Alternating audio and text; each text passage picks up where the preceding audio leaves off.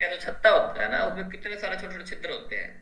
देखा है आप लोगों ने, हो सकता है कुछ लोगों ने ना देखा, लेकिन मैक्सिमम लोगों ने देखा है ना। ऐसे ही जो हमारे फेफड़े है ना, छोटे छोटे छोटे छोटे छिद्र होते हैं उसके अंदर। लगभग 7 करोड़ 30 लाख छोटे छोटे छिद्र होते हैं। देखो कितनी संख्या में होती है। लेकिन जो आप श्वास लेते हैं ना, श्वास, उसमें लगभग आपके 2 करोड़ के लगभग ही खुल पाते हैं। सोच के देखो ऐसा क्यों है। क्योंकि उथली हुई श्वास लेते हैं, उथली हुई, पूरी गहरी श्वास नहीं लेते हम। इसलिए बाकी जो छिद्र होते हैं वो बंद रहते हैं, निष्क्रिय अवस्था में पड़े रहते हैं। अब जब वो निष्क्रिय अवस्था में पड़े रहेंगे तो क्या होगा, कहीं ना कहीं श्वसन तंत्र जो हमारा है उसमें छोटी छोटी प्रॉब्लम शुरू हो जाती है।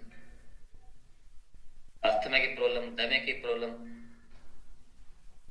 ये चीजें बढ़ जाती हैं। फिर धीरे धीरे और भी एक्स्ट्रा प्रॉब्लम बढ़ जाती हैं, श्वास की प्रॉब्लम, श्वास लेने में दिक्कत आने लगती है, सांस फूलने लगता है, चाहे वो अंडरवेट हो चाहे ओवरवेट हो।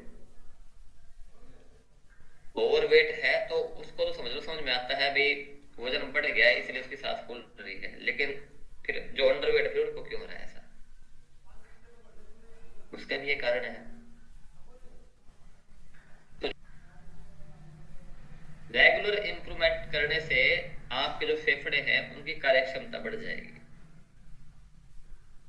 उनकी कार्य क्षमता बढ़ेगी तो आपका जो हार्ट है, हार्ट की भी कार्य क्षमता बढ़ जाती है।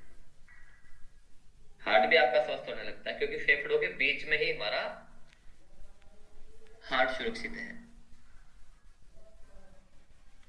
उसके ऊपर कवर है।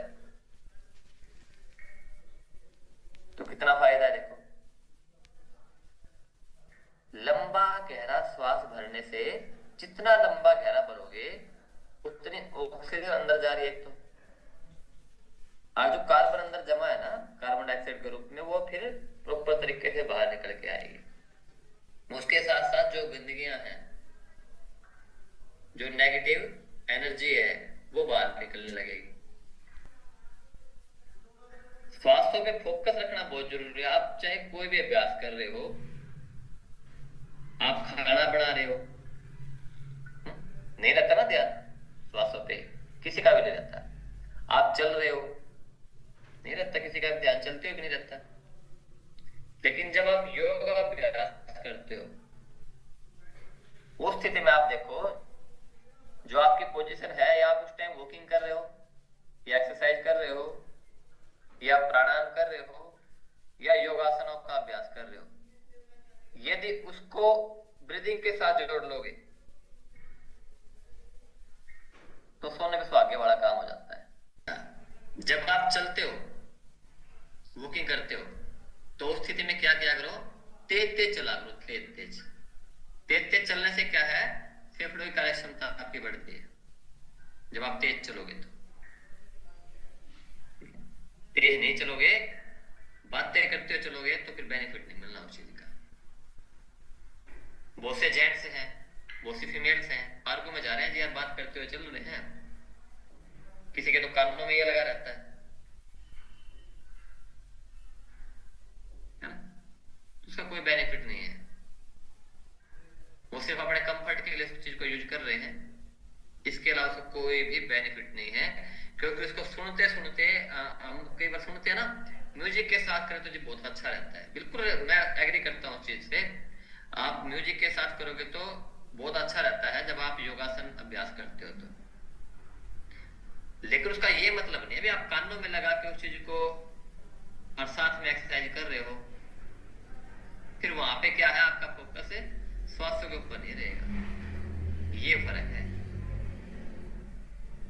आप कुछ प्राणायाम कर रहे हो या डीप ब्रीदिंग कर रहे हो, उसके साथ अगर आपको म्यूजिक चाहिए फिर आप वो लगा लो, कानों में लगाना है तो। अदरवाइज कोई बेनिफिट थोड़ा उसका, कुछ भी बेनिफिट नहीं है।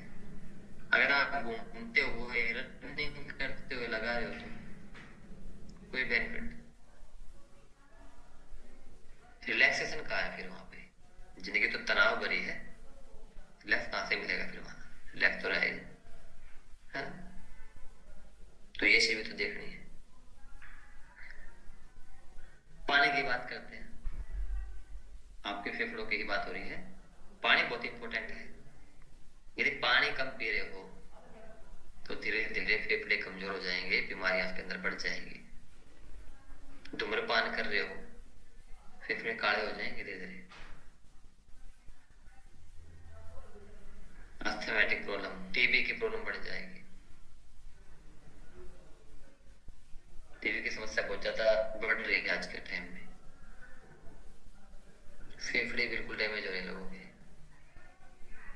क्यों? छोड़ते नहीं है धूम्रपान, अल्कोहल। मतलब जो फलाना तो है ना, इतने सालों से पिया, उसको तो कोई दिक्कत नहीं आज तक, फिर मुझे क्यों होगी? भाई हर किसी का शरीर अलग अलग है। अगर एक चीज आपको प्रॉब्लम देनी शुरू होगी ना तो फिर उसको छोड़ दो।